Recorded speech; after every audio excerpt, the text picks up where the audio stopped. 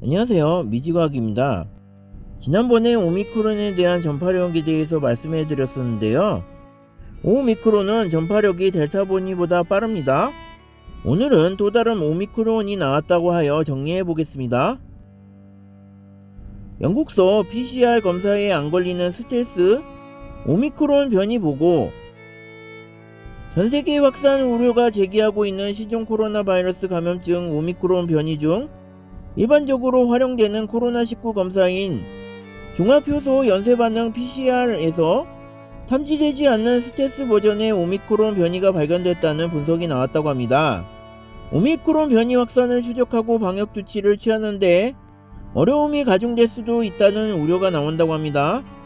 영국 일간지 가디언은 7일 영국에서 오미크론 변이 감염 사례가 하루 101건에서 437건으로 급증했다며 PCR 검사로도 잡히지 않는 오미크론 변이가 확인됐다고 보도됐다고 합니다. PCR 검사에서 기존 코로나 바이러스 양성 반응이 나오지만 오미크론 변이 여부가 확인 안 되는 오미크론 변이 감염 사례가 있다는 것입니다. 유전자를 증폭해 바이러스 감염 여부를 확인하는 PCR 검사는 코로나 바이러스가 인체와 결합할 때 사용하는 스파이크 단백질 유전자와 유전물질을 감싸는 단백질 유전자를 확인해 감염 여부를 판단한다고 합니다.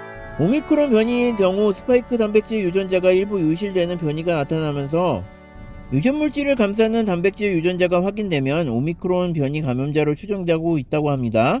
영국에서 보고된 스텔스 오미크론 변이는 기존 오미크론 변이와는 달리 스파이크 단백질 유전자 식별이 가능한 것으로 분석됐다고 합니다.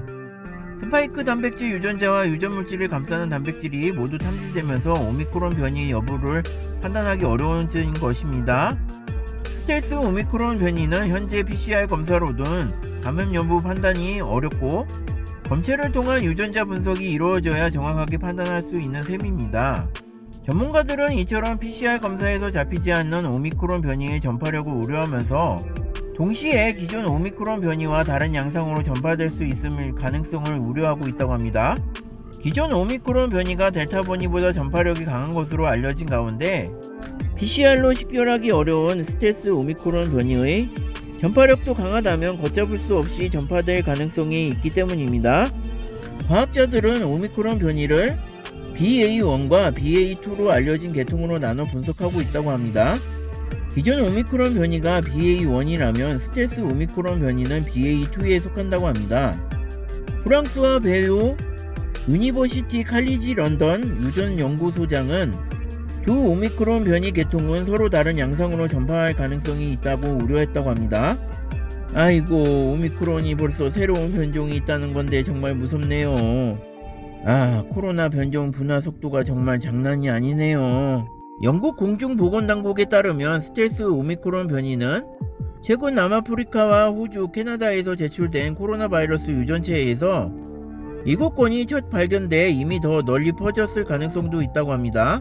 스텔스 오미크론 변이가 어떤 과정으로 생겼는지도 관심사입니다. 기존 오미크론 변이보다 전파력이 강하다면 새로운 주요 변이로 지정될 가능성도 있다고 합니다. 그나저나 PCR 검사에서 잡히지 않은 오미크론은 어떻게 검사해야 할까요? 정말 걱정이네요. 코로나 변이 너무 많이 나와 정말 통제불능이네요. 역시 신께 기도나 해야 할까요? 저는 앞으로도 코로나가 어떻게 될지 계속 말씀해드리겠습니다.